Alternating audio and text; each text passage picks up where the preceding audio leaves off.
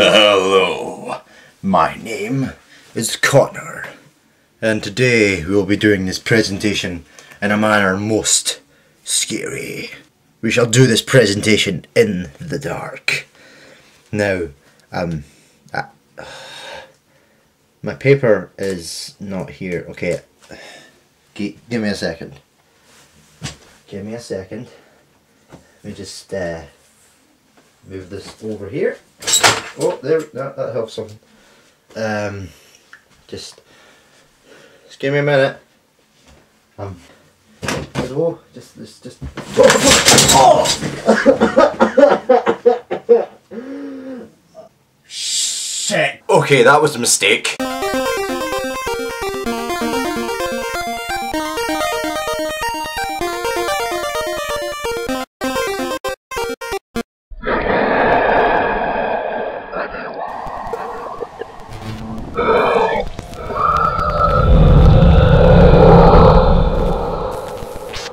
Hi guys, welcome to Wolfman Games and Entertainment, where I strive to make you the better person. Anyway, today what I want to do is mix it up a little bit, because there was another video I was supposed to put up this week, but it requires further editing because it's a long video. Anyway, that'll be up hopefully next week, but basically this week what I want to do is fill this little gap with something I've been working on. Something I've been working on for the past week or so. It goes by the name of a creepypasta. Creepypastas, if you don't know what they are, it's basically short horror stories. Well, no, don't have to be short horror stories. Horror stories that make a character or a state of mind that creeps you out. So I've wrote one. I've only wrote half of it, but what I'm going to do is release it in 2 parts, if not 3 parts. 3 parts. So basically, to let you guys have a little taste of my intellectual writing skills. No, but seriously, it's okay. I'm quite proud of it so far. So basically, it's going to be the first half, and to read you this lovely first half is going to be my good friend Derek. Alright. Tell the audience a little bit about yourself, Derek. My name's Derek, and I'm going to read this story you just told me to read. And I hear your second name is Mick Hadowitz. Why did they call you that? You're a real tool, you know that. Right, okay, anyway, we're going to get with this. Derek is going to take it away, and I hope you guys enjoy it. My head is getting cut off here. I hope you guys enjoy it, and Derek is going to take it away. Take it away, Derek. Anyway, we're going to get on with this, guys. So I'm going to put my hat on, my reading hat on, and we're going to read this beautiful story Connor has written. It is titled The Thing, or title, I don't know. It's not got a title yet because we're not really finished it yet, so I don't know. I'm not going to tell it. Anyway, here is title.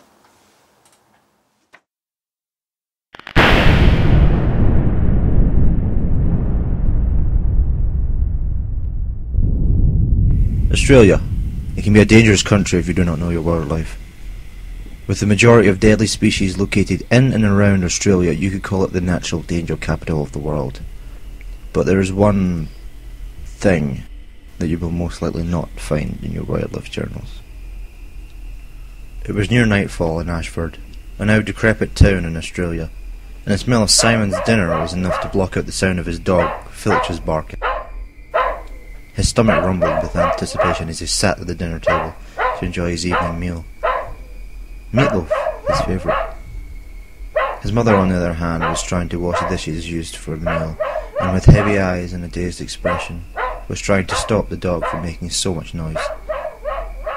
Since Simon's father had left the household for reasons Simon was too young to understand, his mother was struggling to keep up with the cost of living, and took up 2 more jobs on top of the current one she had. As Simon was only age 7 and had no idea of the thin ice his mother tread, he naturally was not affected by these events. This was only part of his mother's mental torture. She had suffered a miscarriage before Simon. Simon's mother and father had already decided on names of Molly for a girl and Kevin for a boy. Despite this, she still marched on. She had a son to look after, and that's what was most important to her. Simon, with his young attention span, kept glancing over to the television set between mouthfuls. "Eat your dinner, Si," his mother encouraged him drowsily. That was Simon's nickname his mother gave him when he was around 2 years of age. Now at the age of 7, he was merely stuck with it. Simon heeded his mother's words and swiveled his head back to his plate.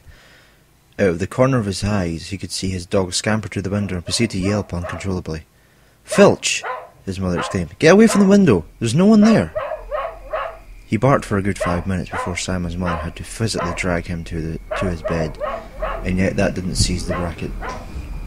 Simon, clamping down on his ears, saw that on the television the news forecast was being broadcasted. It was an emergency broadcast. Rain, thunder and lightning was on its ruthless warpath through Australia to settle in this area. This would have been expected, Australia having complicated weather patterns and all, if it weren't for the simple fact that it was July. This was the dead centre of Australia's dry season. Simon's mother, failing to see the obscurity of the incoming storm, sighed and said she was going to her bed early, finally after Filch had stopped barking. She usually gets to sleep around 8:30, but she was exhausted. "Night, Si," she wailed softly. Simon gave no response. But his mother didn't seem to notice. Simon soon noticed the absence of his mother and quickly finished his last forkful of meatloaf to go to bed. He hated to be alone, especially without his mother.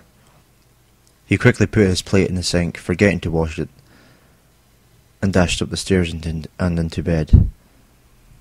On his way up the long, blank, shadow-enveloped staircase, he could have sworn that someone was behind him. He didn't hear anything, but he just felt it. It's the same feeling as you would have when walking up a set of stairs in the dark, or you're walking out of a dark room. You know there's no one there. Well, you hope there's no one there. But you just feel as if you're being watched with every significant creak you make. Simon lay there in silence, with his room filled with the dimmest of orange glows from the street's lamps. He soon dozed off, tired from what seemed like to him as a hectic day at school. This was of course nowhere as exhausting as his mother's efforts, but in the eyes of a 7-year-old it seemed so. His eyelids, ever so gently, slowly began to close with each expiring second on his watch placed beside his bed. He lay there with them solidly sealed until his eyes became so heavy they could not be opened until morning.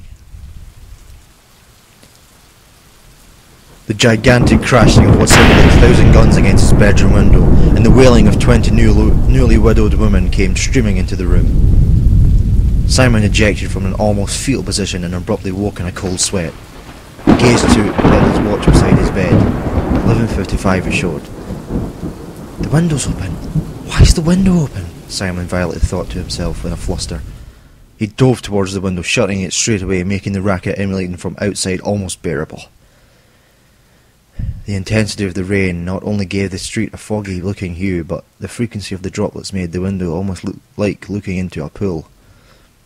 The bottom being the view of the street. He could barely differentiate one car from another as he further scanned the wet onslaught of his poorly lit street. He could see what looked like a rubbish bin outside of his red fence. After all, it was a Wednesday, and the rubbish was collected tomorrow. People had them out already. But he couldn't remember the trundling sound of the bucket being taken out, or his mother being absent for more than 5 seconds to do so. A blinding flash of lightning struck the sky. It was a manly figure. From what Simon could see, he was thin, almost ant-like height.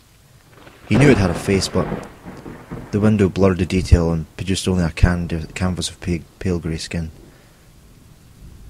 A long cascade of serrated coal-black hair covered his head, splitting in the middle. He stood there, motionless and crooked. Not a single movement but the wind and rain fluxing his mop of hair. Another flash of lightning and a gust of wind kept the rain off his window for a few seconds. The This time he could make out what looked like eyes and a small shriveled mouth. Simon was now digging his nails into his leg, trying to wake up from what was surely a bad dream. His stomach sank and palms started to sweat when he saw the figure's eyes. Wide open, round like white lumps of coal, staring right back at Simon. His tightly closed mouth slowly opened into an unnaturally wide, disturbed grin, bearing pink gums and long teeth. Simon's watch suddenly beeped loudly, marking midnight's arrival. He spun round with his eyes aglare. "Oh God, what a fright you gave me, stupid watch," he thought half-jokingly. Noticing the never-ending shadows behind him, he swiveled his body back to face the window. He felt a cold rush of energy seep into his bones and prick the hairs on his arm. The thing wasn't there anymore. His eyes became fixed on that once occupied position as his skin seemed to crawl with adrenaline and his arms began to eject droplets of sweat. He could feel a subtle stream of lukewarm air on the back of his neck and upper right arm. He heard what he thought was a door handle being twisted coming from downstairs. Now afraid of even letting a single whimper to his sleeping mother, Simon turned his heavy head cautiously into the abyss behind him. His door, that once seemed completely closed, was now completely open. How did the door open? And how didn't I hear it? Simon stuttered mentally. He wanted to scream, he wanted to yell at the top of his lungs to his mother, but the more he tried, the more frustrated he became of his failure to do so. He fought the cowardly urges his mind held dearly, and took a step towards the open door. The handle of what sounded like the back door was now being ruthlessly yanked and twisted against its metal bearings as Simon took the second ongoing step. "I'll quicken my pace," Simon thought.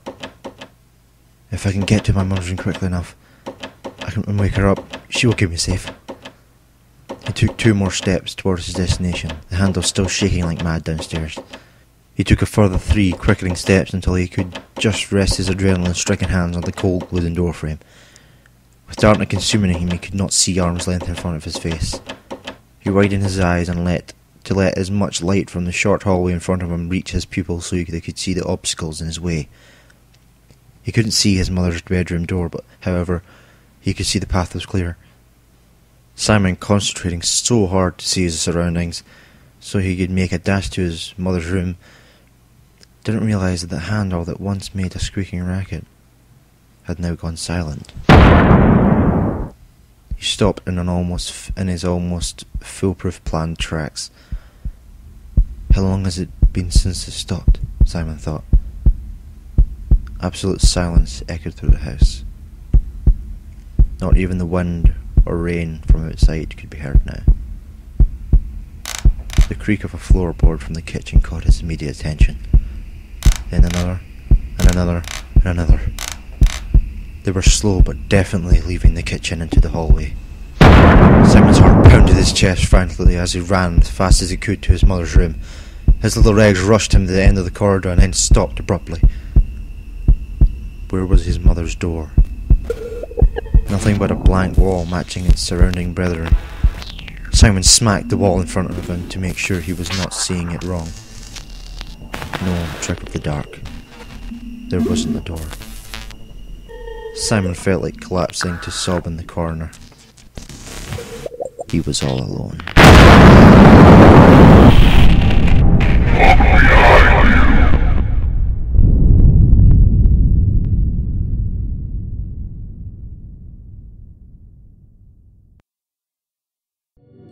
If you like this videos, please give it a like, and why not check out some other videos if you like horror reactions, if you like prank videos. Check out Maniac Manny and the Horror Squad. They are, if you like prank videos, they're definitely the guys to go to. They're hilarious. They also have top 10s and everything to do with horror. So if you like horror, they're the guys to go to. And I'll put their channel in the description and the little picture here. There you go. That's the channel there. You can go check out some of their videos. So see you later, guys.